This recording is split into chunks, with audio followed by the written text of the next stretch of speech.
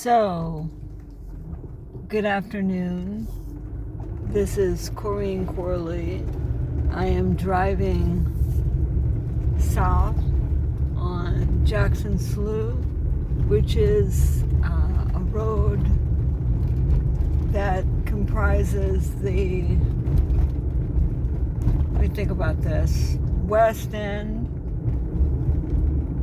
of the Delta Loop. And I'm making an effort to take a video of what I see when I drive onto the loop. It's a little bit insane, maybe. I was going to say dangerous to attempt to do this.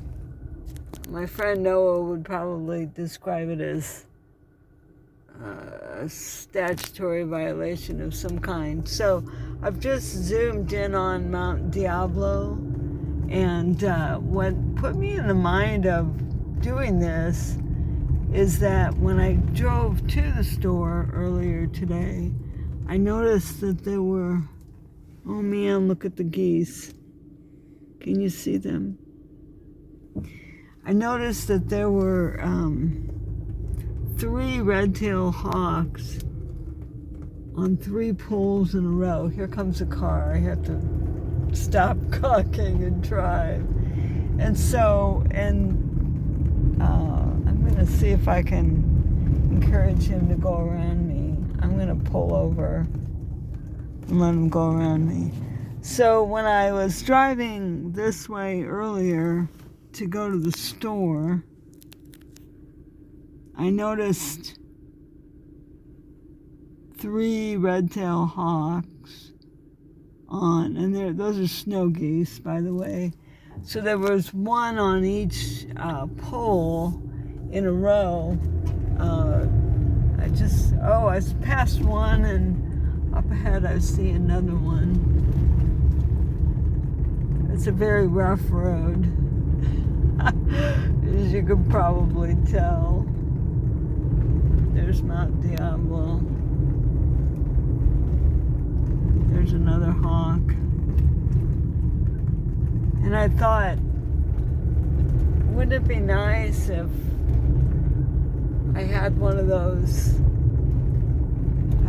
camera-mounted things, or dash-mounted cameras? I could... It's kind of rough. I could drive along and show everybody back home how beautiful this weird little drive is. This is just my little Android cell phone. And as I said, it's probably not the safest thing to do. So, there's some more geese. I think they're geese. They could be cranes. Can't tell.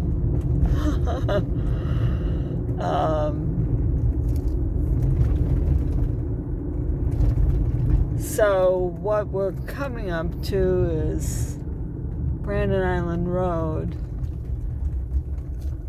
and this is a marina called Owl Harbor.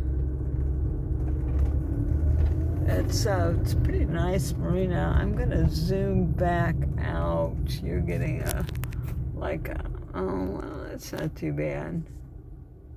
Okay, that's better. Okay, so that's Owl Harbor. It's a pretty nice marina. I've only I went to a boat flea market or boat swap meet or something there one time, and got a look at what it looks like. So this is not the river. This is, I guess it's technically a slough, maybe. I don't know for sure. I haven't figured out the names of these little... Oh, wait, there's sheep. Sheep! So they use the sheep. Let me roll down my window. I'm going to switch hands here. They use... Okay, you're going to see the sheep. Sheep. They use sheep for grass, like other people use grass. Goats, sorry. So I'm driving on Brandon Island Road now. Brandon Island Road is the road on which I live, which is not, you would think I lived on Brandon Island, but in fact I don't.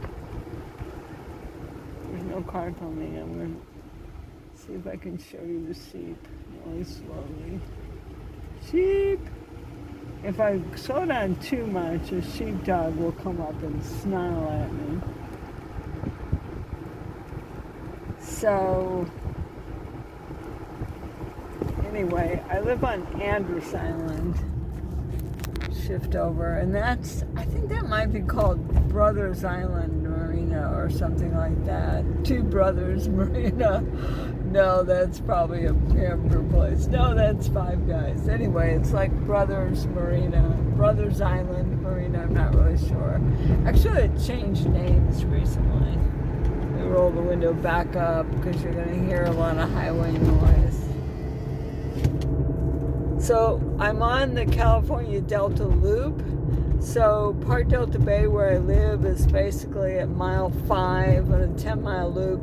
And I haven't clocked it, but when I first moved here, I asked what the shortest way in was, and someone looked at me and said, we're at mile 5 on a 10-mile loop.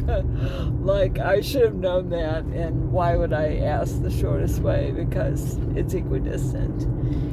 So there's two ways to get in, Brandon Island Road at the other end, and Jackson Slough Road. And I always come in Jackson Slough Road when I'm coming from Rio Vista, and I come in Brandon Island Road when I'm coming from Lodi. Please don't ask me why. It has no logic, I don't think. So that's an abandoned crane. So this is kind of funny. So when I first moved here, that crane was there, and I asked why there was a crane there, and they said, well, this guy had gotten a contract to remove junk from the river, and then he went out of business, and so he left the crane there. And so then last year, somebody got another contract to remove junk from the river, and they brought that boat crane in, and then they went out of business and they left the boat crane. So now we have two cranes. So there's Mount Diablo again. You can see it from everywhere. And now this is where the San Joaquin comes in. And I live on the San Joaquin. And this is up ahead. This is the Delta Bay Marina, which is the marina associated with the park where I live. Oh, and there's another red-tailed, some kind of small hawk. I'm not really sure it's red tail or not. It's up there. They sit in the they sit on these power poles. Can you see it? There it is. They sit on these power poles, and I don't really understand the fascination that they have. But what I like about it is it's like nature saying, oh, thanks for building this tree for us. You cut down all the other trees, and then you built these. No logic there. So that's the San Joaquin out there. And this is the middle of the island. This is Andros Island. This is where I live. And this is our marina. And there's our park right there. So there's a car behind me. Let me see if I can do this without killing anybody.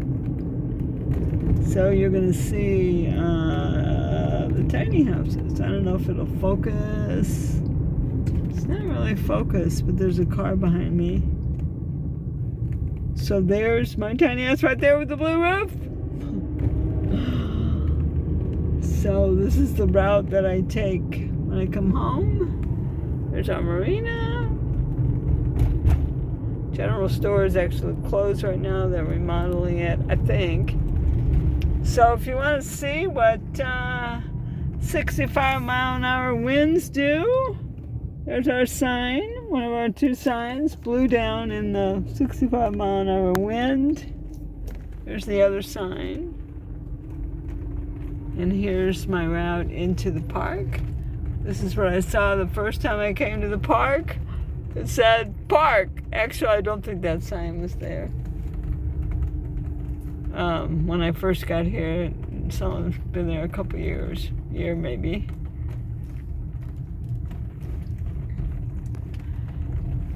Must be after 4. I didn't see Danny. There's the community room. It had been closed for a long time because of the pandemic. That side of the park is mostly trailers. Well, it's all trailers, except I think there's one school bus over there. Our pool is being re-pooled. I don't really know what they do to it. In the winter, they always do like 5,000 things to it to make it. I mean, it requires a lot of maintenance, but they're doing it, whatever it is. I'm gonna go the long way around. So I live on the west side of the park. Those are bird houses. A lady that lives in the park has birds, but, well, she did live in the park for about a year, and her house is still here, but she moved to Oregon and took her birds with her. And now she uses her house. Normally I would go up that road, but I'm gonna go the circle. The bird lady, whose name is Margaret, we call her Margaret, the bird lady, she uses her house for an Airbnb, but she kept the bird cages here so that if she comes down for the summer or something, she can bring her birds. So right now I'm on the, let me think about this, north side of my side of the park, and where's my house? There's my house. Okay, you see that big white propane tank? That is my house. Is that my house? Gosh, it's dirty. Yeah, it's my house. So you see that the row on which, how many tiny houses are there right now? 1, 2, 3 over there, 4, 5, 6, 7, 8, 9, 10, 11, 12, 13, 14. There's 14 right now. And most of the tiny houses are up there on that row, which is called G row. And the reason they're on G row is it is higher ground.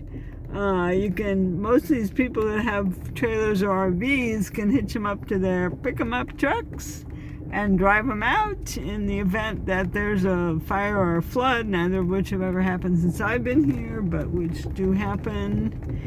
And tiny houses, it's a much bigger deal getting them out. So they put them on the high side just to make them easier to get out. So at the end of the west side of the park, we have, they call these cabins, but they're not really cabins. They're actually park models. They belong to the park, just not why they're called park models. And the park is in the middle of rehabbing them. They're very old. This place used to be a campground, and I think they were here when it was a campground. And you can see right there one that's been rehabbed, and eventually they're all going to look like that when they're all rehabbed. That right there was going to be a public shower and bathroom, and I think they're waiting to get county permission to use that. And there's our community garden. They just moved the beds. That's kind of weird. We moved them last year, and now they moved them back to where we had them originally and built new beds. But the park built the new beds this time because they wanted to move so they could shore up the creek. Here's another example of what happens in 65-mile winds. You can see a pile of metal there that used to be a big awning on that trailer, which is my friend Patty Whitaker's trailer. And it blew down in the 65-mile wind the other night. I'm not laughing. I'm kind of sad about it.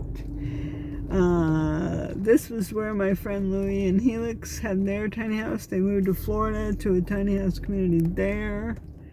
And that white tiny house, the lady that lives there has a tiny, she's a tenant there. It's a friend of hers house, and she has a tiny house coming in. It's going to go right there.